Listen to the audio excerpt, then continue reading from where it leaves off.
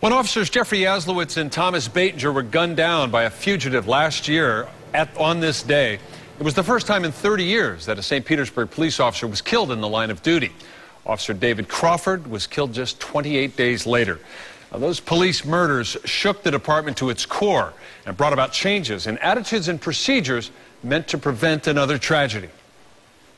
It's been almost a year since this has happened, and there's not a day goes by that I don't think of those three officers.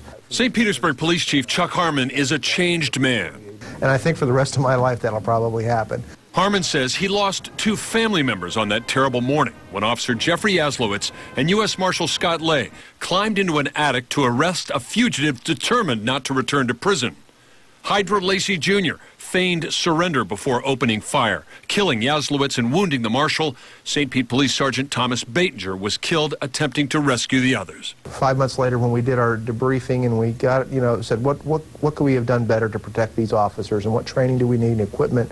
What they came up with was an arsenal of tools they hope will make a dangerous job slightly less so. This is for checking crawl spaces and attic spaces. This is able to allow an officer to check an area where they perhaps don't want to stick their head. Officer Robert Lord also showed us new higher caliber handguns equipped with a flashlight that frees an officer's hand. There's actually a strobing feature on the light, and that's a newer trend in law enforcement as well. Why would you want a strobe? Strobe is disorienting to the other end, and if I were to point at you right now, you'd see what how disorienting. And while both slain officers were wearing bulletproof vests when they were killed, the department has changed their policy on that.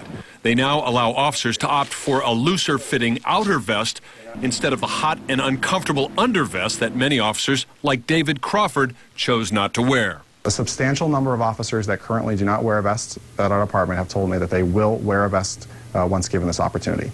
Some changes brought by last year's tragedy you can't see. A closeness among officers, a deepened respect from the public and from city officials. I wear a fallen hero wristband every day. Mayor Bill Foster wants to remember his worst day on the job. It makes me appreciate every moment with the men and women of the St. Petersburg Police Department, and makes me appreciate truly the perils of their job.